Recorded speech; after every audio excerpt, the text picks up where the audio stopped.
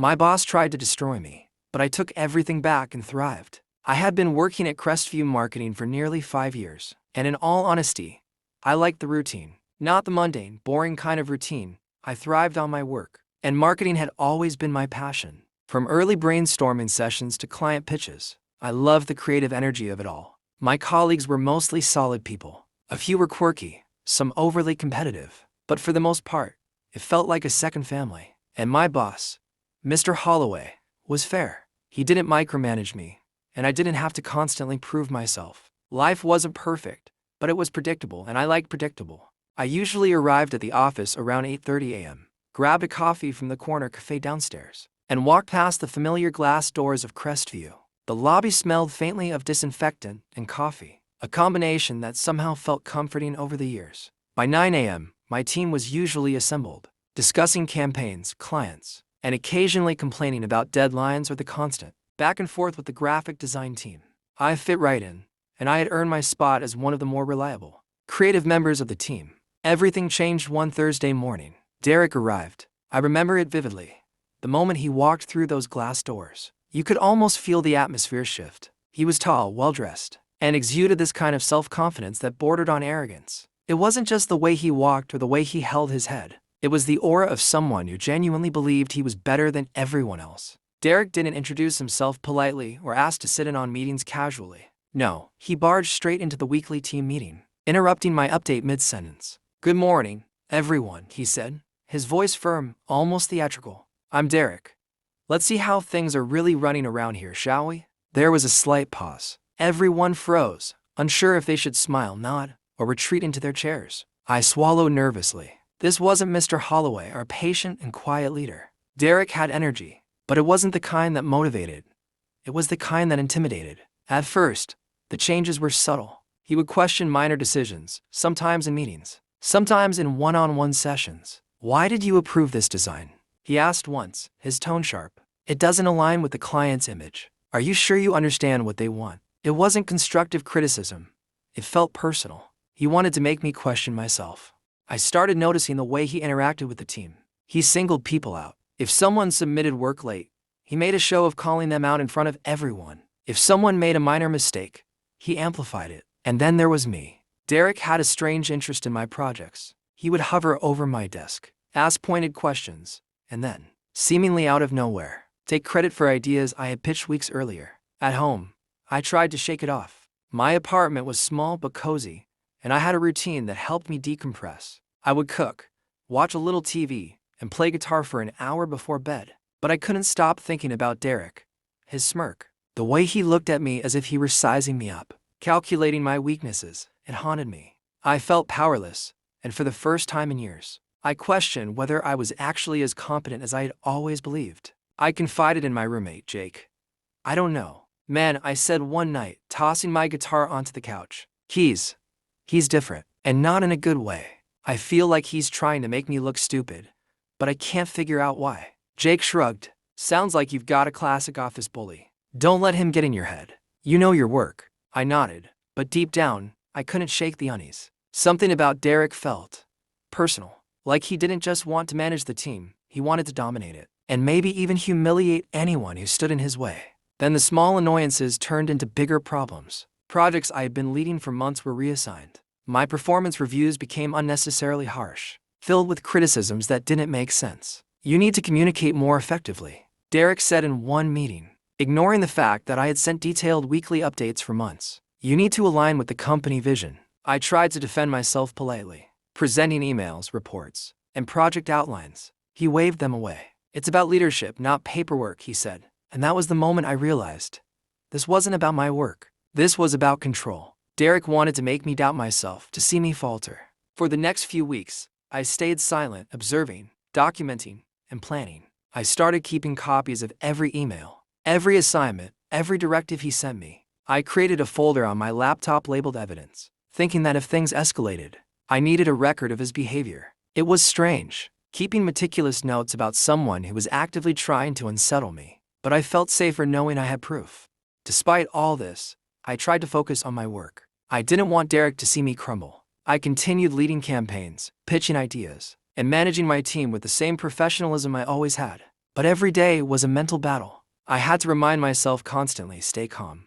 Don't give him an excuse. Don't let him win. At home, the stress began to take its toll. Sleep was elusive, and my appetite was off. I started journaling late at night, writing down my thoughts, my fears, and my strategies. I can't let him break me, I wrote one night. If he wants a fight, he'll get one, but it won't be on his terms. By the end of that first month, it was clear Derek had made it his mission to shake me to my core. But somewhere beneath the fear and frustration, a spark ignited. I realized that I wasn't powerless. I had skills, experience, and determination. Derek might think he could intimidate me, but he didn't know me yet, and I was just getting started. Little did I know, the coming months would test every ounce of my patience, every bit of my strategy, and every lesson I learned about people, power, and perseverance. Derek wasn't just a challenge, he was a catalyst, and I was about to find out just how far I could go when someone underestimated me.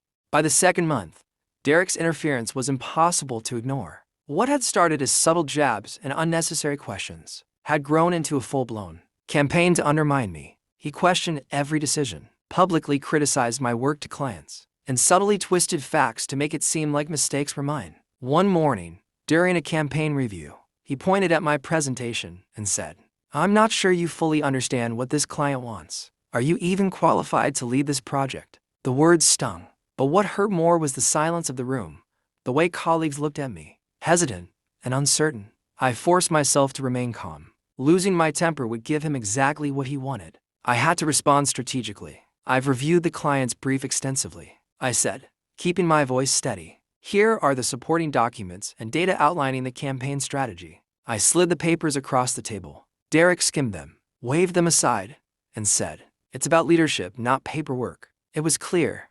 He wasn't critiquing my work. He was trying to make me doubt myself, to see me falter. And I realized I needed a plan, a way to protect myself, expose his tactics if necessary, and regain control over my career. At home that night, I opened a folder I had created weeks earlier, labeled evidence, emails, memos, meeting notes, everything that documented Derek's behavior. I began cataloging incidents systematically, noting dates, times, and witnesses. It was tedious, but the act of organizing gave me a sense of control I hadn't felt in weeks. Meanwhile, Derek's influence extended beyond direct confrontations. He started reassigning projects I had been managing for months, handing them to newer employees who lacked my experience. When I questioned it, he simply said, "We're reorganizing priorities." It's not personal, but it was personal. I could see it in the way he smirked when announcing changes, the subtle satisfaction in his tone. Despite the pressure, I refused to back down. I continued leading smaller campaigns, taking meticulous care to document every step and maintain visibility. I also began observing Derek more closely. He was brilliant in one way. He had an uncanny ability to manipulate perceptions and control narratives. But he had weaknesses too. His arrogance made him predictable. He underestimated people who quietly built evidence and connections. Exactly what I was doing. At work, the atmosphere became tense. Colleagues whispered in corners, sharing frustrations but hesitating to speak up publicly. Some avoided me, afraid of being caught in Derek's crossfire. A few allies emerged, co-workers, who quietly supported my ideas and offered feedback. We started exchanging notes discreetly, forming a small network of reliability amidst the chaos. One day, Derek attempted a new tactic. He called me into his office under the guise of discussing a minor project update. Once I was seated, he leaned back, smirked, and said, "I've noticed you've been building a network within the company. Careful, some connections could work against you." The words were a threat, thinly veiled as advice. I met his gaze evenly. "I believe professional connections help the team succeed," I said calmly. "They don't need to be a threat." His eyes narrowed, but he didn't argue. He knew I wasn't panicking, and that unsettled him. Outside work, I focused on my personal development. I enrolled in online marketing courses, polished my portfolio, and began reaching out to former colleagues for informational interviews. I needed options, a plan B, because I knew Derek's pressure could escalate at any time. The irony wasn't lost on me. While he tried to control my present, I was quietly securing my future. As weeks turned into months, the tension intensified. Derek criticized minor mistakes publicly, exaggerated delays, and questioned my commitment to the company. One afternoon, during a team meeting, he casually dismissed a campaign idea I had spent weeks developing. "This isn't innovative," he said. I expected more. I bit my tongue, holding back a retort. Instead, I asked, "Could you clarify which elements you find lacking?" I want to ensure the client receives the best possible strategy. He looked annoyed, but the other team members noticed my composure. It was a small victory, but an important one. I realized that Derek thrived on visible panic and emotional reactions. By staying calm, I deprived him of the satisfaction he sought. One evening, I stayed late at the office, reviewing campaigns and organizing my evidence. I created detailed logs of Derek's interventions, emails where he reassigned projects unfairly, instances of public criticism, and notes from meetings. I even began drafting a potential resignation plan, a way to leave the company on my own terms, without giving him the power to derail my career.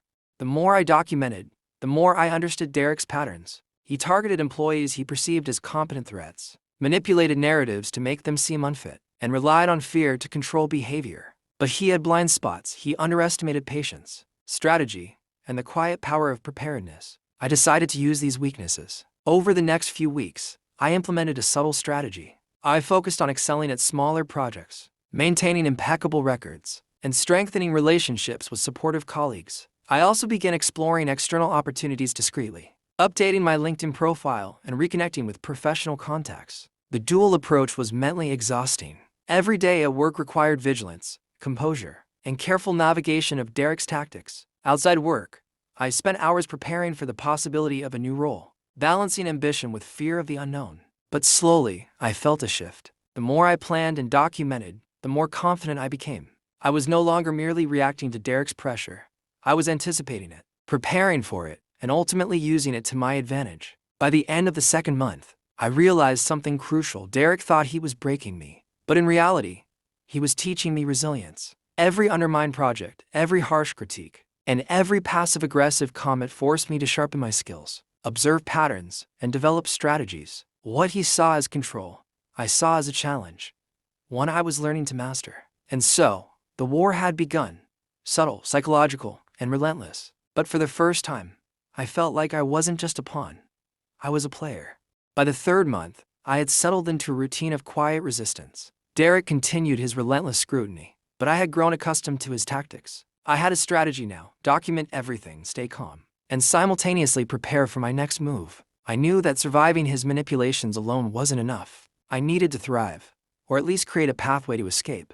I started actively networking. LinkedIn messages, emails to former colleagues, and phone calls became a part of my daily routine. Each conversation was carefully crafted, not desperate, but purposeful. I asked about opportunities, shared updates on my experience, and listened to advice. Slowly, a web of professional connections began forming. It was exciting, almost liberating, to realize that the world outside Crestview existed, and that I had options. At work, I doubled down on smaller projects Derek seemed to underestimate. One campaign in particular was for a mid-sized tech client who had previously given lukewarm feedback. Derek publicly dismissed the initial ideas, saying, "This isn't going to impress anyone." But I refined every aspect: messaging, visuals, analytics, and presented it with meticulous attention to detail. When the client responded positively, praising the clarity and creativity of the campaign, I felt a surge of validation. It wasn't just a win professionally. It was a personal triumph over Derek's attempts to undermine me.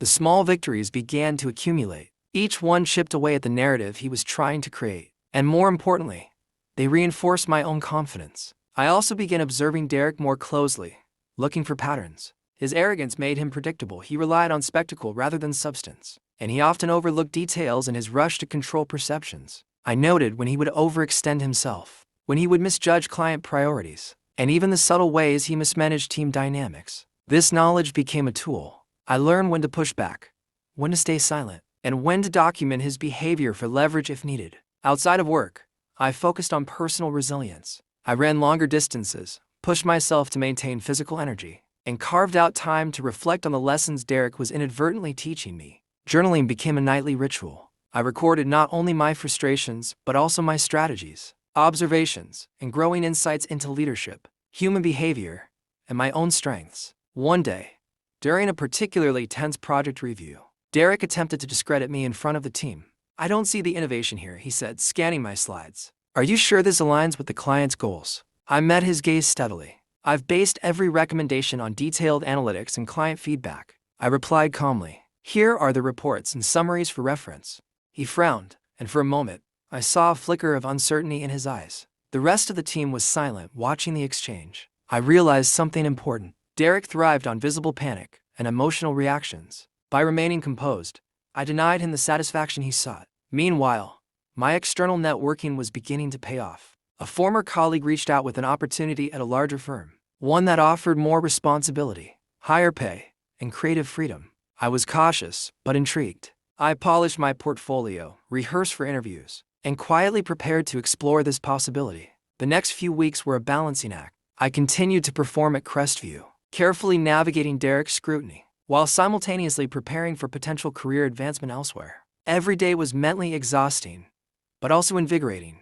I felt like a chess player, thinking several moves ahead while maintaining the appearance of compliance. Small victories at work continued to build momentum. A client complimented a campaign I had led independently. A colleague thanked me for guidance during a tricky presentation. And even some of Derek's favored new employees began seeking my advice discreetly. I realized that despite his attempts to isolate and intimidate me, my expertise and reliability were undeniable. People still recognized competence, even when Derek tried to obscure it. I also began experimenting with subtle tactics to protect myself. When Derek attempted to reassign projects unfairly, I preemptively shared updates with clients and higher management, ensuring transparency. When he tried to take credit for ideas, I made sure documentation and timestamps reflected my authorship. These small maneuvers weren't about confrontation. They were about survival and positioning. One evening, after a particularly long day, I sat at my desk reviewing my portfolio and reflecting on the months of conflict. I realized that Derek's efforts to undermine me had inadvertently made me stronger. I had learned patience, strategy, observation, and emotional control. I had become more deliberate in my work, more confident in my decisions, and more aware of my own value. And then, opportunity struck. I received an email from the larger firm I had been networking with. They had reviewed my portfolio and wanted to schedule an interview. I felt a mix of excitement and apprehension. Leaving Crestview would mean stepping into the unknown, but staying meant continued pressure from Derek and possibly further career stagnation. I accepted the interview, preparing meticulously. I researched the company, rehearsed answers to potential questions, and analyzed my past work with a critical eye. For the first time in months, I felt hope, a tangible possibility that I could move beyond Derek's shadow and reclaim control over my career. At Crestview, Derek continued his usual tactics. Unaware of the change unfolding, he criticized, questioned, and manipulated, but I no longer felt powerless. Each email I sent, each project I completed, each interaction I documented contributed to a growing sense of agency. I had a plan, and for the first time, I saw the path forward clearly. By the end of the third month, I understood an essential truth. Derek's attempts to control me were only effective if I let them be. By documenting, strategizing, and quietly preparing for change, I had shifted from being a passive target to an active player. I had small victories at work, a plan for the future, and a renewed sense of confidence. The subtle war was far from over, but I was no longer on the defensive. And so, I prepared for the next phase, seizing the opportunity, confronting the challenges ahead, and turning months of pressure into a springboard for growth and success. The day I got the call from the larger marketing firm, I felt a strange mix of relief, excitement, and anxiety. They offered me the position I had been hoping for, a role with more responsibility, greater creative freedom, and importantly, a team that valued initiative. For a moment, I sat at my desk staring at the email, letting it sink in. After months of Derek's constant undermining, I finally had a clear path forward. But with opportunity came tension. I knew that resigning from Crestview would not be simple. Derek would sense it eventually, and his reaction was unpredictable. I had spent months navigating his psychological warfare, but now I had to prepare for a direct confrontation. The following week, I scheduled the interview. I polished my portfolio, rehearsed my talking points, and reviewed every project I had led.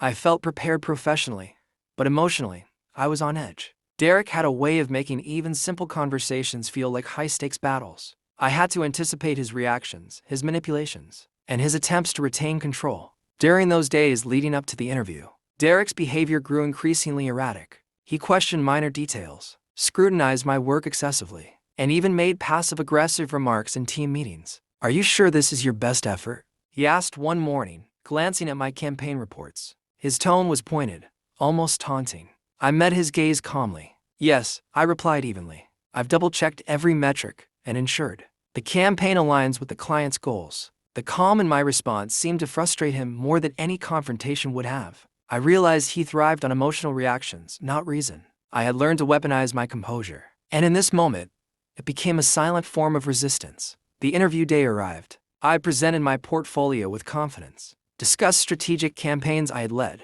and demonstrated measurable results from my past projects. I was honest about my experiences, including the challenges I had faced, but framed them as lessons in leadership, resilience, and creative problem solving. The panel was engaged, asking detailed questions and nodding appreciatively at my answers. By the end of the interview, I felt a sense of accomplishment, not just for the opportunity, but for navigating months of workplace adversity to reach this point. 2 days later, I received the formal offer. I felt a thrill of victory, tempered by the knowledge that I now had to face Derek. Resigning from Crestview would trigger his manipulative tendencies, and I needed to be ready.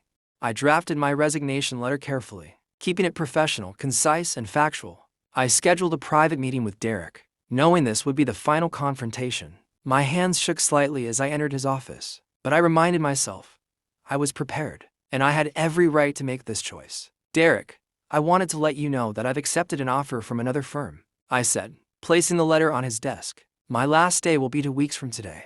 He leaned back in his chair, a smirk forming on his face. I see, he said slowly, as if savoring the moment. You don't understand the bigger picture here. This team needs you more than you think. Are you sure this is the right decision?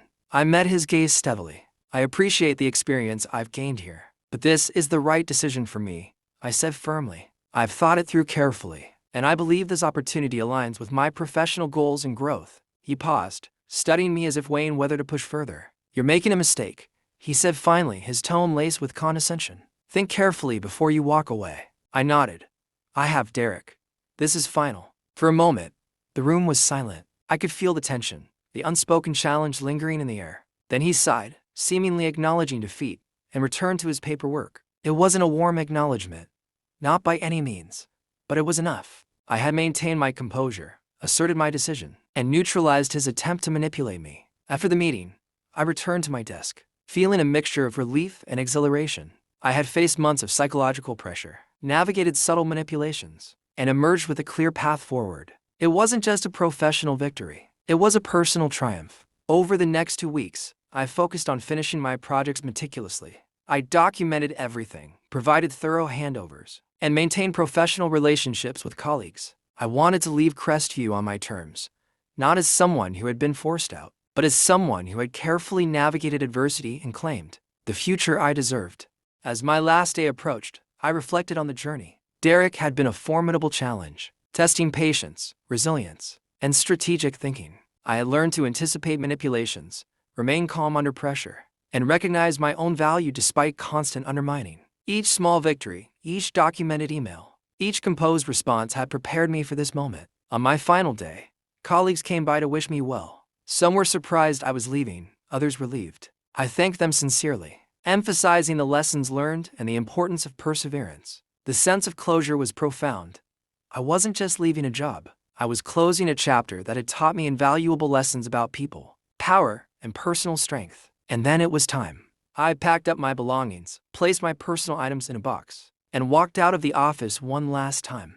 The lobby smelled the same, disinfectant and coffee, but it felt different. This time, I wasn't walking into routine or familiarity. I was walking toward opportunity, growth, and a life unshackled from manipulation. The turning point had arrived. Months of strategy, resilience, and careful planning had culminated in this moment. Derek's attempts to control me had inadvertently prepared me for the next stage of my career. What he had thought was a campaign to dominate me had become a catalyst for my advancement.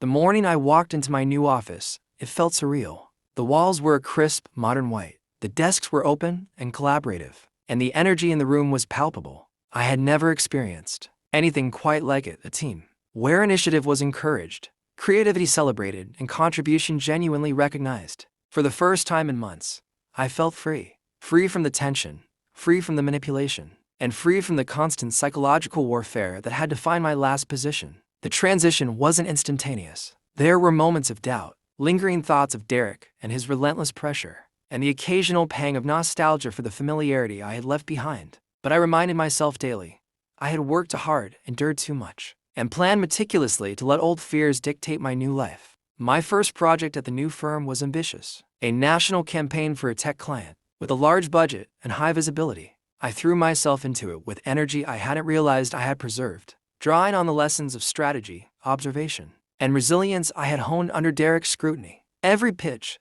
every meeting, and every presentation was executed with precision. This time, feedback was constructive, and recognition was genuine. I began to feel the satisfaction that had been absent for so long, the joy of being valued for my skills, rather than scrutinized for my perceived flaws. I also found myself mentoring junior colleagues. I shared insights on navigating complex workplace dynamics, emphasizing the importance of strategy, documentation, and emotional control. I realized that the months of subtle war at Crestview had given me more than resilience. They had equipped me with knowledge I could now pass on. Watching others benefit from my experience was deeply rewarding. And yet, the shadow of Derek lingered in memory. I replayed confrontations, analyzed tactics, and occasionally shivered at the recollection of moments when he had sought to undermine me. But reflection brought clarity. I realized that while Derek had tested me, he had also inadvertently prepared me for success. Each challenge, each manipulation, each public critique had forced me to grow, adapt, and refine my approach. What he intended as a means of control had become a crucible, strengthening my professional and personal resilience. One afternoon, I received an unexpected email from a colleague still at Crestview.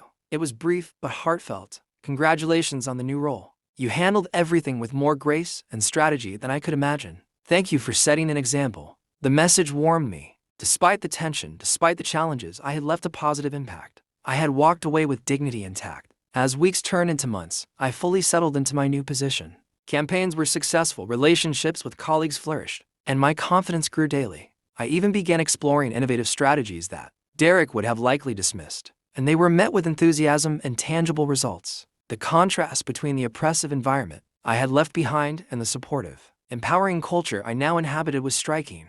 I often reflected on the journey that had brought me here. Derek's attempts to control and belittle me had felt suffocating at the time. But with distance, I saw the broader picture. He had pushed me to document meticulously, anticipate challenges, build professional networks, and maintain unwavering composure. Each act of undermining had been an unintentional lesson in strategy, resilience, and self-belief. The ultimate lesson I carried forward was this: people who attempt to break you often inadvertently reveal your strengths. Adversity, while uncomfortable and sometimes painful, can catalyze growth, sharpen judgment, and clarify priorities. Derek had believed he could control my narrative, but in doing so, he had exposed me to challenges that refined my skills and revealed my potential. I also learned the value of choice. At every stage, I had options: react emotionally, surrender to manipulation, or strategize and prepare for the future. Choosing the path of resilience and deliberate planning had allowed me to transform a toxic experience into a stepping stone towards success. Today, I thrive in a role that challenges me creatively, values my contributions, and nurtures professional growth. I have built a career where my work speaks for itself, and I am surrounded by colleagues who respect collaboration, innovation, and integrity. The sense of empowerment I feel is not just professional, it is deeply personal. Looking back, I can almost smile at the thought of Derek. He was formidable, relentless, and intimidating, but he was also, unknowingly, a teacher. His tactics forced me to grow, adapt, and recognize my worth in ways that comfort and stability never could. What he saw as attempts to control me became the very catalyst that propelled me forward. I have carried these lessons into every aspect of my life. I handle challenges with composure, approach conflicts strategically, and maintain clarity even under pressure. I recognize manipulation and respond with calm confidence. Most importantly, I trust in my abilities and value my voice. The victory is not just in the career advancement, the successful campaigns, or the recognition I now receive. The real triumph lies in the transformation of self. From someone who doubted and feared, I emerged confident, capable, and resilient. From someone who felt trapped under pressure, I now navigate life with purpose and agency. In the end, I learned that true power does not come from controlling others. It comes from mastering oneself. Derek's attempt to dominate me revealed not my weakness, but my potential. And with that realization, I understood something essential: adversity, when met with strategy, patience, and self-belief, becomes the greatest teacher of all. Walking into my office now, I feel a sense of calm and pride. The journey was difficult, filled with tension, manipulation, and subtle battles, but every moment led me here, to a place where I am not only surviving, but thriving. I am no longer defined by the challenges I faced or the people who sought to diminish me. I am defined by my resilience, my strategy, and my unwavering commitment to my own growth. And that more than any promotion, any campaign, or any accolade, is the true victory.